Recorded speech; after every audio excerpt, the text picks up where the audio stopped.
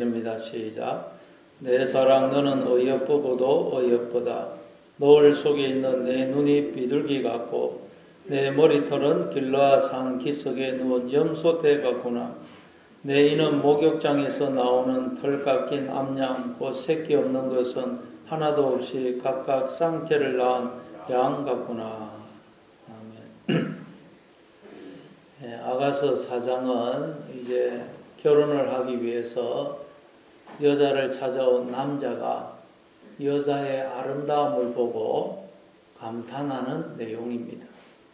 즉 하나님께서 우리의 아름다움을 보시고 감탄하시는 내용입니다. 우리는 사람을 볼 때 그렇게 감탄을 잘 안 하죠.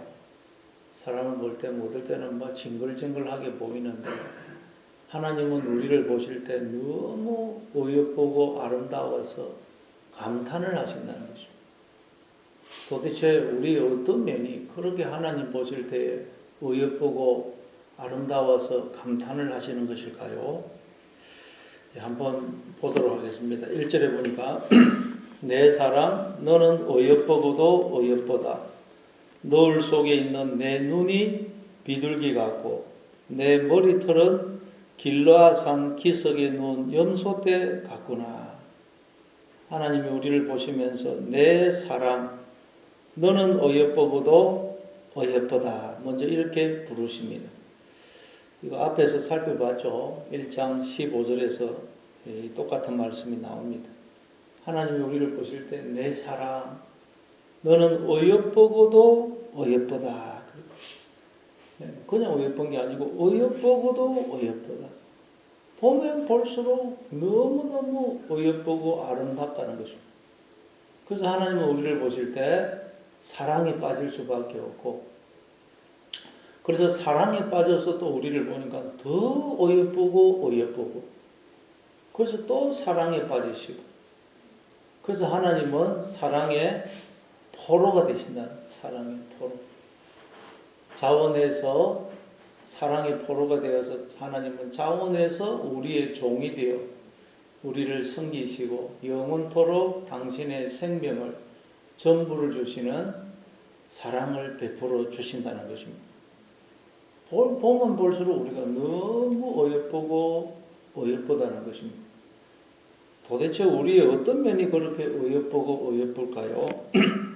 노을 속에 있는 내 눈이 비둘기 같고, 노을 속에 있는 내 눈이 비둘기 같다. 그 당시 중동의 여자들은 외출을 할 때 노을로 얼굴을 가렸습니다. 항상 자기 남편에게만 얼굴을 보여주었습니다. 그래서 창세기 24장에도 보면 리브가가 이삭을 보자 얼굴을 가리죠. 아직 결혼을 하기 전이기 때문에 얼굴을 가립니다. 이제 결혼을 하게 되면 얼굴을 자기 남편에게는 가리지 않습니다. 그래서 원래 이 결혼식에도 신부는 이 노을로 얼굴을 가리고 등장을 합니다. 그래서 이제 결혼이 성립이 되고 나면 신랑이 그 노을을 걷는 것입니다. 그래서 이제 남편에게만 원래 아내는 얼굴을 보여준다는 것입니다. 그러니까 이 말은 무슨 뜻이냐? 모든 인간은 노을로 얼굴이 가려져 있다는 것입니다. 모든 인간은 노을로 얼굴이 덮여져 있어요. 우리의 남편이신 하나님만 그 노을을 벗겨내십니다. 그러니까 우리는 다 지금 노을이 얼굴로 덮여져 있습니다. 그러니까 노을이 우리의 얼굴을 덮어 있으니 우리는 제대로 보지를 못하는 것입니다. 육신의 눈만 보지 이 마음의 눈, 영혼의 눈은 우리가 지금 다 노을이 덮여져서 지금 소경인 것입니다. 소경, 영적인 소경. 그래서 우리는 자꾸 겉으로 드러나는 것만 봅니다. 그러니까 우리가 사람을 볼 때도 모든 사람이 지금 말하자면 이 노을로 얼굴이 가려져서 우리는 그 노을만 보지 노을 속에 있는 사람의 얼굴을 못 본다는 것입니다. 그래서 사무엘상 16장 7절에서 하나님이 사람은 외모를 보거니와 나 여호와는 중심을 본다. 모든 인간은 지금 너울로 덮여져 있거든요. 그 너울만 쳐다보지 너울 속의 얼굴을 못 본다는 거죠. 그래서 그 너울만 쳐다보고 너울이 참 이쁘다, 좋다, 너울이 왜 저렇게 안 예쁘노, 낡았노, 외적인 것만 우리 인간은 보고 있다는 거죠. 예, 그래서 이 성경에 보면 그 모세도 자기 얼굴에서 나는 그 광채를 사람들이 못 보도록 수건으로 덮죠. 아니, 광채를 보도록 해야지 왜 못 보도록 수건으로 덮을까요? 그런데 모든 인간은 수건으로 지금 얼굴이 덮여져 있다는 거예요. 영적인 눈이 가려져 있다는 것입니다. 그럼 우리가 어떻게 하면 이 수건, 우리의 얼굴을 덮고 있는 수건이 벗겨질까요? 고린도후서 3장 16절을 보면 그러나 언제든지 주께로 돌아가면 그 수건이 벗겨지리라. 주는 영이시니 주의 영이 계신 곳에는 자유가 있느니라. 우리가 다 수건을 벗은 얼굴로 거울을 보는 것 같이 주의 영광을 보매 그와 같은 형상으로 변화하여 영광에서 영광에 이르니 곧 주의 영으로 말미암으니라. 우리 지금 다 수건이 얼굴을 덮고 있다. 그래서 수건이 얼굴을 덮고 있으면 제대로 보지를 못한다는 거죠.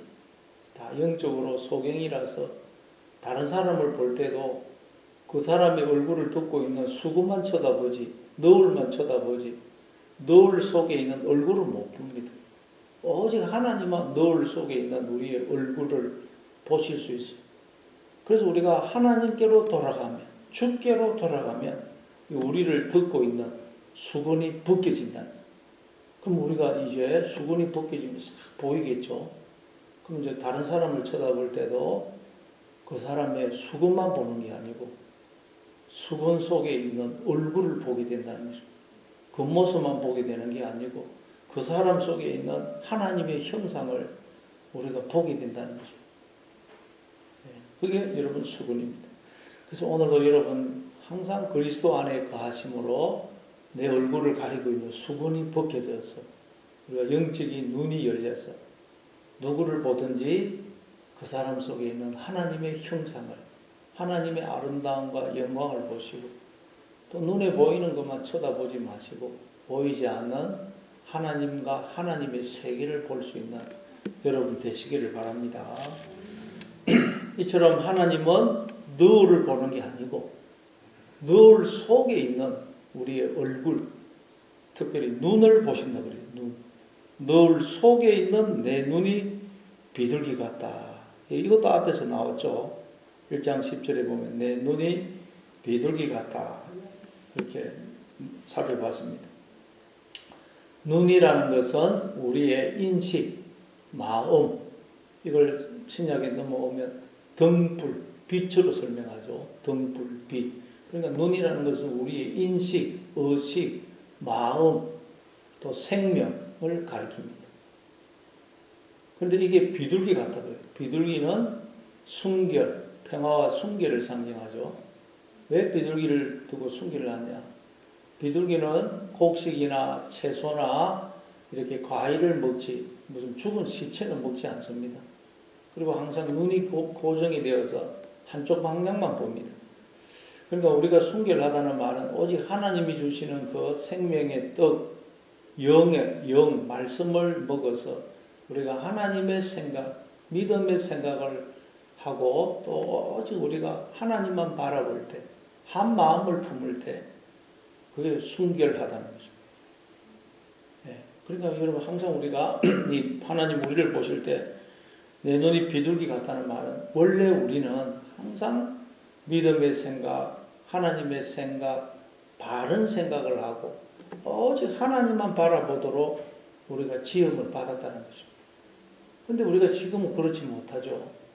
예레미야 17장 9절 말씀처럼 이 세상에서 가장 거짓되고 부패한 것이 우리의 마음입니다. 마음. 그런데도 하나님은 우리를 보실 때 그렇게 안 보시고 네 눈이 비둘기 같다. 항상 너는 생각하는 게 바르고 어떻게 그렇게 바르게 생각을 할 수 있느냐. 나만 쳐다볼 수 있느냐. 그렇게 보신다는 거예요. 왜냐하면 원래 지금 우리가 죄로 인해서 오염되고 더러워진 우리의 모습은 원래 우리의 모습이 아니거든요. 애들이 바깥에 나와서 이제 놀다가 집에 들어오면 몸에 흙이 묻고 옷이 더러워지지 않습니까? 그러나 엄마는 애를 볼 때 얼마나 이쁩니까? 왜요? 몸에 묻은 더러우면 씻으면 그뿐이거든요.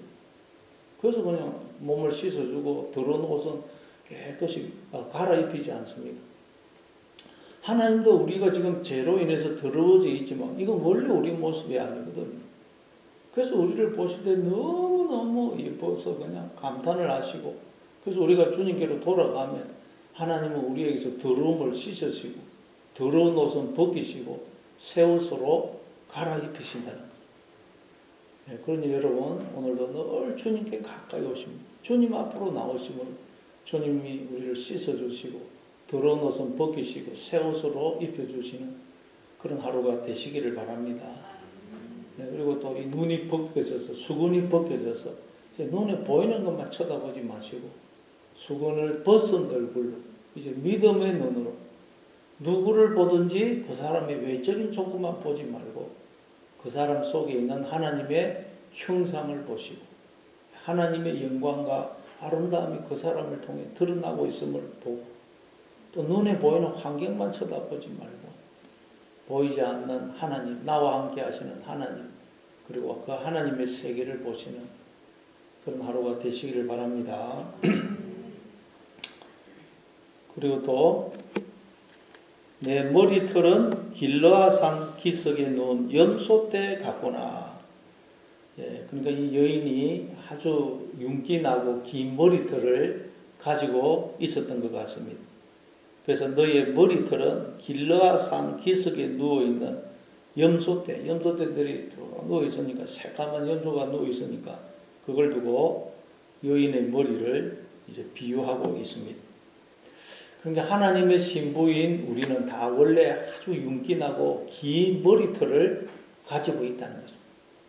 그렇죠? 여자가 윤기나고 긴 머리털을 가지고 있으면 여인이 얼마나 아름답습니까? 그러나 여자가 머리를 빡빡 밀어버리면 아주 그냥 그 여인의 아름다움이 없어집니다. 그래서 말하자면 우리는 하나님의 신부이기 때문에 다 윤기나고 긴 머리털을 가지고 있어야 된다는 것입니다. 그래서 나시린이 되면 머리에 삭도를 대지 않죠. 나시린은 머리를 길게 기릅니다. 나시린은 바로 하나님의 신부인 우리를 상징하는 것입니다. 예, 그런데 이 나시린 중에 삼손은 그래서 머리를 되게 길렀는데 이 머리를 깎아버리니까 힘을 잃어버리고 블레셋 사람들에게 눈알이 뽑히고 종이 되어서 맷돌을 돌리기는 신세가 되죠. 원래 우리는 머리를 길러야 되는데 모든 우리가 하나님을 떠나 머리가 잘려져서 지금 삼손처럼 힘을 잃어버리고 눈알이 뽑힌 채 지금 맷돌 돌리는 신세가 되어버리더라고요. 그럼 여러분 우리가 하나님의 신부인 우리가 긴 머리털을 가진다는 말은 무슨 뜻일까요? 긴 머리털. 어떻게 하면 긴 머리털을 가질까요? 예, 삼손이 어떻게 하자 여러분 이 머리털이 잘리고 힘이 빠지면서 눈알이 뽑히고 맷돌을 돌리게 됩니까? 자기의 힘의 근원을 들릴라에게 이야기해 주기 때문입니다. 그런데 삼손은 그 들릴라에게 자기의 힘이 어디서 나온다고 그럽니까? 머리카락에서 나온다고 그래요. 여러분 힘은 어디서 나옵니까? 몸에서 나옵니까? 머리카락에서 나옵니까? 힘은 몸에서 나옵니다. 머리카락에서 힘이 어떻게 나옵니까? 몸에서 나오지. 근데 삼손은 힘이 자기 머리카락에서 나온다고 착각하더라는 거죠. 여러분 우리에게 주어져 있는 생명, 힘, 지혜, 능력, 은사, 존귀, 영광 모든 것은 나에게서 나옵니까? 아니면 나와 함께 하시는 하나님을 통해서 우리에게 주어지는 것입니까? 네, 하나님이죠. 근데 인간들은 다 나에게 주어진 생명, 지혜, 능력, 은사, 존귀, 영광이 나에게서 나온다고 이 내 것이라고 착각하더라고요. 그거 말하자면 삼손처럼 힘이 몸이 아니고 머리카락에서 나온다고 생각하는 것과 같다는 거죠. 어떻게 힘이 여러분 머리카락에서 나올 수 있어요? 몸에서 나오죠. 어떻게 우리에게 주어진 힘, 이 생명, 종기, 은사가 우리에게서 나올 수가 있습니까? 하나님에게서 우리에게 주어지는 것이지. 그런데 인간은 착각한다. 그렇게 착각하는 상태는 말하자면 머리카락이 잘리고 눈알이 뽑히고 힘이 다 빠져서 종이 되어서 재종이 되어서 맷돌을 돌리는 신세와 같다는 것. 그러니까 이 말은 무슨 말이냐? 우리는 하나님께 붙어있는 머리카락과 같다는 것. 그렇죠? 우리는 예수님 나는 포도나무요 너희는 가지니 그렇지 가지니. 내가 그 사람이 내 안에 내가 그 안에 가하면 사람이 많은 열매를 맺나니 나를 떠나서는 너희가 아무것도 할 수 없다 그러죠. 우리는 하나님께 붙어있는 머리카락과 같다는 거예요. 그 긴 머리털이 여자의 머리에 붙어있기 때문에 여자를 아름답게 영광스럽게 만들고 그 머리카락도 여인의 아름다움과 영광에 참여하는 것입니다. 여자의 머리에 붙어있기 때문에 그렇지. 만약에 이 머리카락이 잘려지면 어떻게 됩니까? 잘려진 머리카락은 아무 가치가 없습니다. 미장원에 가가지고 여러분 머리 잡고 그 아깝다고 땅바닥에 떨어진 머리카락 주머니에 담아온 사람 누가 있습니까? 아무가 쳐다도 안 봅니다. 우리는 하나님께 붙어있는 머리카락과 같다는 거예요. 하나님께 붙어있기 때문에 하나님을 영광스럽게 하고 하나님의 모든 영광과 생명과 복에 참여하고 있다는 거예요. 그런데 인간들이 착각을 해가지고 나에게 주어진 생명, 지혜 모든 건 내 것이다. 나에게서 나온다고 착각한다. 그러면 그건 머리에서 잘려진 머리카락과 같다는 거죠. 그러나 우리가 하나님께 붙어 있으면 오직 나에게 주어진 생명이 모든 건 하나님의 것임을 알고 하나님께 붙들게 되면 우리는 하나님께 붙어있는 머리카락이 아니 긴 머리털을 가진 아름다운 하나님의 신부가 된다. 오늘도 하나님께 붙어있으므로 하나님만 의지하고 붙드심으로 긴 머리털을 가진 그런 하나님의 아름다운 신부로 살아가시는 여러분 되시기를 바랍니다. 그리고 또 2절에 보니까 내 이는 목욕장에서 나온 털 깎인 암양 곧 새끼 없는 것은 하나도 없이 각각 쌍태를 낳은 양 같구나. 그래, 이빨이 이 여인의 이빨이 이제는 털을 다 깎고 목욕장에서 나오는 쌍둥이 어린 양 같다고 그래요. 쌍둥이 양. 그렇죠, 여러분. 여인이 이렇게 말을 하거나 웃을 때 이빨이 가지런하고 하얗면 얼마나 보기에 좋습니까? 아름답습니까?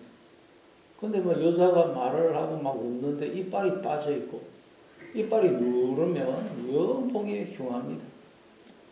근데 하나님이 우리를 보실 때 우리는 이 이빨이 가지런하고 하얗고 빠진 것이 없다는 거죠.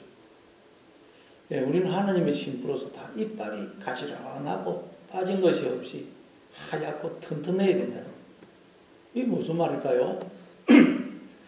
이빨이라는 것은 음식물을 씹어서 잘게 부수어서 소화가 잘 되도록 하는 게 이빨이죠.